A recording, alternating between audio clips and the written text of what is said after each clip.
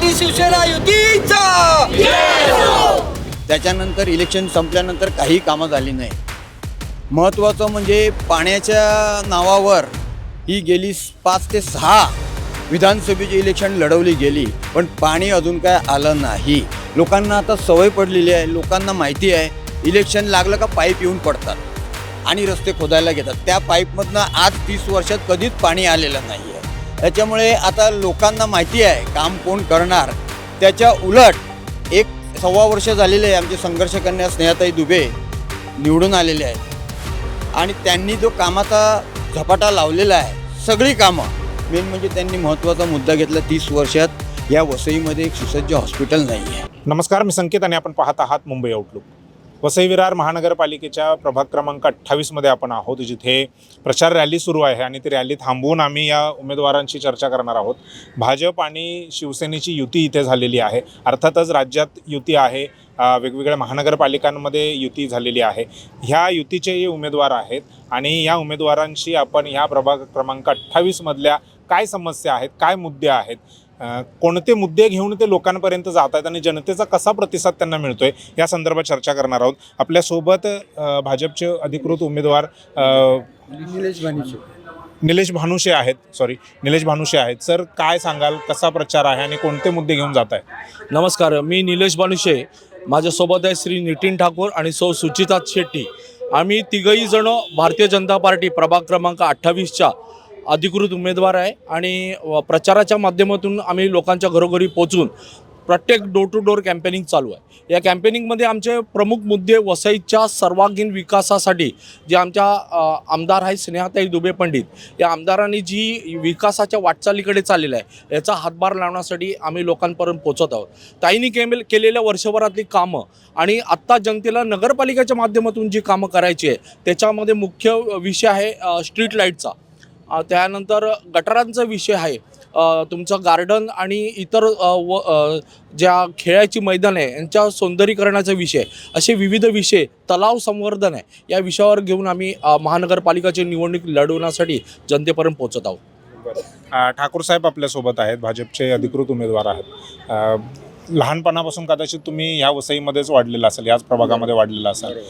समस्या ज्या आहेत त्या त्यावेळेच्या म्हणजे अगदी तुम्ही लहानपणापासून बघत आलेला आणि आत्ताच्या ज्या काही समस्या निर्माण झालेल्या आहेत, काय फरक जाणवतो, काय समस्या वाढल्यात, कमी झाल्यात? खरं सांगायचं म्हणजे आम्ही आता यामध्ये शिवसेना भाजप युतीचे आमचे 28मधले 4 उमेदवार आहेत। निलेश भानुशे आहेत, मी आहे, नितीन ठाकूर, जेनी हर्नांडिस आहे आणि सुचिता शेट्टी आहे। आम्ही जेव्हा प्रचार करायला बाहेर पडतो आम्हाला लोकांकडून भरपूर प्रतिसाद मिळतो। लोकांना परिवर्तन हवं आहे, लोक या एकाधिकारशाहीच्या 35 वर्षाच्या राजकारणाला कंटाळले आहेत। 35 वर्षामध्ये या वसईत फक्त इलेक्शन आलं की आश्वासनं दिली, त्याच्यानंतर इलेक्शन संपल्यानंतर काही कामं झाली नाही। महत्त्वाचं म्हणजे पाण्याच्या नावावर ही गेली 5 ते 6 विधानसभेची इलेक्शन लढवली गेली, पण पाणी अजून काय आलं नाही। लोकांना आता सवय पडलेली आहे, लोकांना माहिती आहे इलेक्शन लागलं का पाईप येऊन पडतात आणि रस्ते खोदायला घेतात। त्या पाईपमधनं आज 30 वर्षात कधीच पाणी आलेलं नाही आहे। त्याच्यामुळे आता लोकांना माहिती आहे काम कोण करणार। त्याच्या उलट 1-1.25 वर्ष झालेले आहे आमचे संघर्ष कन्या स्नेहाताई दुबे निवडून आलेले आहेत आणि त्यांनी जो कामाचा झपाटा लावलेला आहे, सगळी कामं, मेन म्हणजे त्यांनी महत्त्वाचा मुद्दा घेतला 30 वर्षात या वसईमध्ये एक सुसज्ज हॉस्पिटल नाही आहे। महत्त्वाचा मुद्दा आहे। इथून 80% लोक वसई तिकडे प्रायव्हेटला ॲडमिट असतात, कारण मुंबईला जायला परवडत नाही, मुंबईला खर्च होतो। आत्ता स्नेहाताईंनी सगळ्यात पहिलं काम केलं आहे तर हॉस्पिटलचं काम चालू केलेलं आहे। तर लोकांना आता माहिती पडलेलं आहे का सत्ता पलटायचीच आहे आणि आता केंद्रामध्ये मोदी सरकार आहेत, आपल्या राज्यात देवेंद्र फडणवीस आहे आणि आमचे आता 2 आमदार आहेत वसईत, एक खासदार आहे। त्याच्यामुळे लोकांनी ठरवून ठेवले महानगरपालिका पण पलटी करायची आणि या लोकांना सपोर्ट करून सत्ता पलटून या लोकांना, सत्ताधारी लोक जे आहेत ज्यांनी लोकांचा विश्वासघात केलेला आहे, त्यांना घरी बसवायचं हे लोकांनी ठरवलेलं आहे। जय हिंद, जय महाराष्ट्र। घोषणा आता जवळपास अजून 3 दिवस आणखीन ते चालूच राहणार आहे. शेट्टी मॅडम, तुम्ही म्हणजे तुम्ही पण लहानपणापासून कदाचित इथेच वाढला असाल किंवा समस्या बघत असाल बऱ्याच वर्षांपासून. समस्यांमध्ये काय बदल झाला आहे? समस्या वाढल्यात, कमी झाल्यात, किंवा ह्या समस्यांची तीव्रता आता तुम्ही उमेदवार म्हणून आहात त्यावेळी ती जाणवते का? म्हणजे अगोदर फक्त बघत असाल, आता ते जाणवते का त्याची तीव्रता? अगोदर सुद्धा फक्त जाणवत नव्हतं, ते समस्या आपण सुद्धा म्हणजे ते बघत होतं वगैरे, सोसत होतं आपण. आणि आता असं आहे, स्नेहाताई जसं दादा बोलले की जेव्हापासून स्नेहाताई आले तेव्हापासून खूप विषय वेगळाच आहे. आता परिवर्तन म्हणजे खरंच सगळ्यांना कळतंय, दिसतंय आता लोकांना की कामं होत आहेत. फक्त आपण बोर्ड नाही लावत किंवा कामं होत आहेत, सगळ्यांचे कामं होत आहेत. लाडकी त्याचा पण एक खूप मोठा प्रभाव पडला आहे आपल्यांवर. म्हणजे स्त्रीचं, लेडीजसाठी जे बायकांसाठी आहे त्याच्यासाठी आपल्याला खूप प्रोत्साहन मिळतं आहे. आणि रस्त्यांचं जे कामं होत आहे, गटर, हे जे छोटं, ॲक्च्युली हा विषय घेण्यासारखा इतक्या वर्षापासून आपले महानगरपालिका, हा विषय आता कधीच ॲक्च्युली संपायला हवं होतं. पण ते आत्ताही आपण त्या गटर, मोटर, मीटर ह्याच्यातच आता पडलो आहे आणि आपल्याला पुढे जायचं आहे. तर लवकरात लवकर आमचं लक्ष हे असेल की हा जो छोटा सिम्पल बेसिक जे आहे ते प्रॉब्लेम लवकरात लवकर संपावं आणि आपण पुढचं पाऊल जे डेव्हलपमेंटसाठी आहे ते आपण लवकरात लवकर घेऊ शकू. असं महिला म्हणून एक वेगळा दृष्टिकोन असतो. पुरुष एखाद्या गोष्टीकडे जसं बघतो, महिला वेगळ्या दृष्टिकोनातून बघते. तर ह्या समस्यांकडे किंवा हा जो सगळा गेल्या 5 वर्षांपासून किंवा त्याच्या अगोदर जे काही महानगरपालिकेमध्ये ज्यांची सत्ता होती त्यांच्याकडे कसं बघताय तुम्ही? ते जसं मी बोलली की महिला सशक्तीकरण पाहिजे आणि सेफ्टी, वुमेन सेफ्टीसाठी आपण जे काय करू शकतो ते आहे मेन करायचं आपल्याला.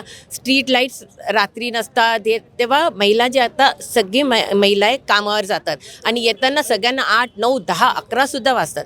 तेव्हा रिक्षा पण मुंबईकडे जाणाऱ्या महिला ज्या आहेत येस हां, आणि रिक्षाची हे नसतं. तर पब्लिक ट्रान्सपोर्ट आपल्याला वाढवायचं आहे, ठीक आहे. आणि रस्त्यावर जे लाईट्स आहेत ते नसतात, तर आपल्याला सोलार लाईट्स वगैरे ते घ्यायचं, म्हणजे लाईटचं सुद्धा प्रॉब्लेम नसावं. हे सगळे वुमेन सेफ्टीसाठी जेवढं काय आपण करू शकतो ते करण्याचं आपलं सगळ्यात पहिलं ध्येय असेल. असं वाटतंय का की आता प्रचार जो आहे तो शेवटाला चाललेला आहे? अवघे 3-3.5 दिवस राहिलेले आहेत आता प्रचाराला. आत्तापर्यंत जो काय 7-8 दिवसामध्ये प्रचार झाला तो कमी पडला. आणखीन प्रचार करायला पाहिजे किंवा आणखीन नवीन टॅक्टिक्स, नवीन पद्धतीने आपण मतदारांकडे गेलं पाहिजे, असे काय प्लॅनिंग, काय योजना बनवली? तसं धरलं तर हे इलेक्शन जे लागलेलं आहे, अवघे 11 दिवस दिलेले आहेत उमेदवारांना प्रचारासाठी आणि जवळजवळ मतदार आहेत 35,000 घरं आम्हाला 11 दिवसात पुरी करायची आहे. त्या हिशोबाने आमची धावपळ होत आहे. आम्ही जवळजवळ दिवसाला 10 तास प्रचार करतो आहे, असा विषय आहे. तर दिवस तरी एक ते पाहिजे होते, नाही तर मग सरकारने त्याच्यावर काहीतरी तोडगा तरी द्यायला पाहिजे होता. त्याच्यामुळे पूर्ण प्रचार होईल असं सांगूच शकत नाही. तुमचा जो सगळा एरिया बघता खूप विस्तारित असा हा प्रभाग आहे आणि त्यामुळे प्रत्येक घरापर्यंत पोहोचणं हे तसं अवघडच काम आहे. काय चॅलेंजेस आलेत आत्तापर्यंत? चॅलेंजेस असा विषय नाही आहेत. प्रचाराची व्याप्ती आणि प्रचाराला जो वेळ लागतो याला खूप मोठं चॅलेंज आहे. त्याच्यानंतर थोडंसं नववर्षानंतर नवीन सुरुवात झालेली आहे, त्या दृष्टीने जनतांचाही चांगला रिस्पॉन्स आलेला आहे. आणि कालच्या देवेंद्रजींच्या सभामुळे आमचा प्रचार हा 50% देवाभाऊंच्या भाषणानंतर झालेला आहे. जे जनतेला हवं होतं, जे मुख्य मुद्दे होते जनतेच्या माध्यमातून, ते देवाभाऊंनी त्यांच्या भाषणात आणि स्नेहाताईंनी त्यांच्या भाषणातून लोकांना आमच्या वतीने त्यांच्यापर्यंत पोहोचवलं आहे. याचा खूप मोठा फायदा आम्हाला या प्रचाराच्या माध्यमातून तो झालेला आहे. त्यामुळे जो उरलेला प्रचार आमचा जो बाकी होता तो कालच्या ज्या भाषणाच्या सभेमुळे फरक पडलेला आहे. शिंदेंची शिवसेना, म्हणजे अर्थात शिवसेना तुमच्या सोबत आहे, युती झालेली आहे. कशा पद्धतीने त्यांचा रिस्पॉन्स आहे? भले त्यांचा उमेदवार सोबत नसेल तुमच्या, परंतु तरीही त्यांचे कार्यकर्ते, त्यांचे जे नेते आहेत ते कशा पद्धतीने तुम्हाला सहकार्य करत आहेत? शिवसेनेचे आमच्या पॅनलमध्ये जेनी अँड्रंडिस म्हणून उमेदवार आहे. या मॅडम स्थानिक असल्यामुळे मुळगाव येथील त्यांचा चांगला प्रादुर्भाव आहे आणि शिंदे सरकारांचा जो नगरविकास खाता आहे त्यांच्या माध्यमातून जनतेला याच्यापुढे काय करता येईल नगरविकास खात्यातून, तर त्यांनी त्यांच्याकडे जो अर्बन डेव्हलपमेंट जो आहे तर त्याच्यामधून त्याही लोकांपर्यंत पोचत आहे. आणि वसईतल्या ज्या त्यांच्याशी निगडीत असलेल्या समस्या आहे त्याच्यावर त्यांची सर्वांचं त्यांनी लोकांना, जनतेला या विषयात सर्वांना समजून पुढे काय होणार आणि आपण त्याच्यातून काय घेऊ शकतो हे आपण समजून देत आहोत. काय अपील कराल मतदारांना? मतदारांनी ठरवलेलं आहे, अपील करायची आम्हाला गरज नाही आहे. मतदार वाट बघतात 15 तारीख येते कधी आणि आम्ही या लोकांना घरी बसवतो कधी, हीच वाट बघतात. महिला मतदारांना काय विशेष आव्हान? परिवर्तन आणा. स्नेहाताईला आपण निवडून आलो आणि त्यानंतर आपण बघितलंय जे परिवर्तन, तेच आम्ही सुद्धा करू आणि त्यांचा पाय मजबूत करायला आम्हाला आणावं लागेल. हेच आमचं निवेदन आहे त्यांच्याकडे. धन्यवाद. तुम्ही मुंबई आउटलुकला वेळ दिलात आणि तुमची प्रचार सभा थांबवून थोडा वेळ आमच्याशी चर्चा केली त्याबद्दल आभार आणि तुम्हाला पुढील वाटचालीसाठी मुंबई आउटलुककडून शुभेच्छा. आणि थँक्यू. तुमचं